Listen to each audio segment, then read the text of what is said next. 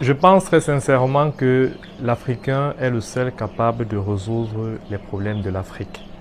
À travers cette machine, cet incubateur à œufs, nous arrivons là à résoudre les problèmes adaptés à notre contexte local que des machines importées, que ce soit d'Asie, d'Amérique ou d'Europe.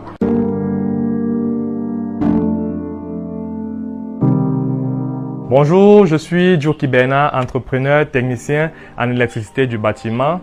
Tout récemment, j'ai mis sur pied une machine qui est un incubateur à œufs 100% made in Cameroun.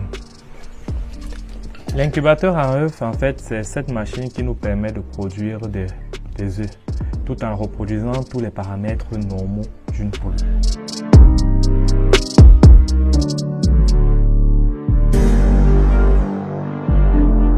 Oui, ça c'est un incubateur 100% camerounais, n'est-ce pas, qui reproduit les paramètres, que ce soit de température, en dessous d'une poule, que ce soit d'hygrométrie. Quand je dis hygrométrie, ça veut dire qu'une poule qui est par exemple posée sur des œufs reproduit une certaine humidité, n'est-ce pas? Donc cet appareil-ci joue ce rôle.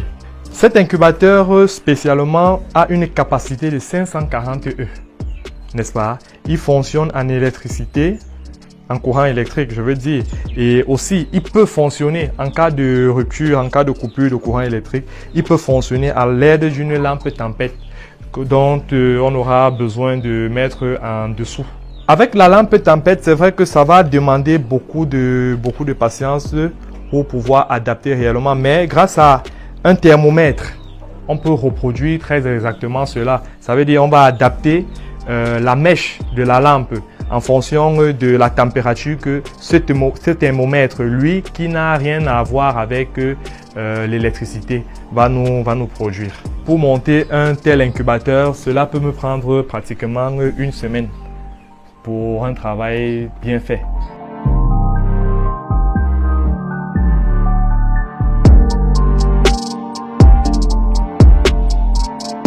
Là maintenant, on va essayer donc de brancher cet incubateur pour que vous ayez un peu une idée de son fonctionnement. Voilà. Une fois connecté à ma source d'énergie, grâce à cet interrupteur, je peux l'allumer ou l'éteindre à n'importe quel moment. Actuellement, on a une température, elle était en arrêt totalement. Donc ça, c'est la température ambiante actuellement. On a une température ici de 25 degrés Celsius, n'est-ce pas? Avec une hygrométrie. Quand je disais hygrométrie, je parlais là du taux d'humidité qui est de 92. Là, actuellement, ce taux d'humidité est assez élevé. Vous voyez un peu.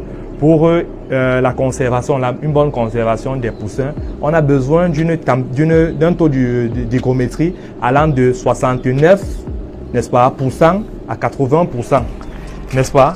Et maintenant, pour régler le taux d'hygrométrie, on a ce ventilateur fait à l'arrière.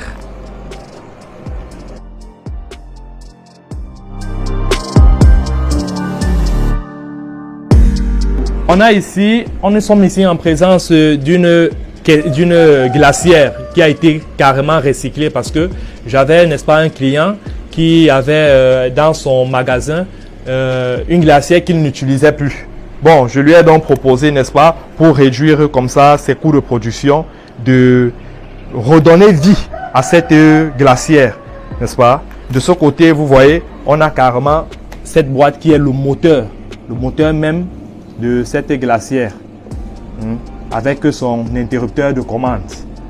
Cet incubateur à eux, justement, je pense très nettement, il est très adapté à notre contexte africain parce qu'on a beaucoup de zones en Afrique où il n'y a pas encore accès à l'électricité, n'est-ce pas?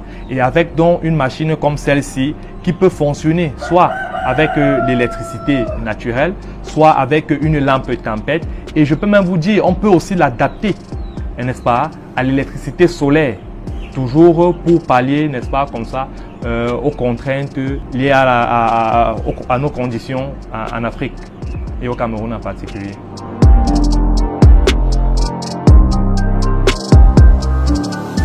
Je fais aussi parallèlement de l'élevage des poulets locaux, n'est-ce pas? Ici, c'est une variété de poulet dit poulet Brahma que je produis. Ici, ce sont les parentaux de mes poulets. Ici, il faut dire que ces poulets ont la particularité d'être une race véritablement lourde qui pourrait atteindre même les 7 kg. Un poulet dans les 18 mois si ils sont nourris normalement.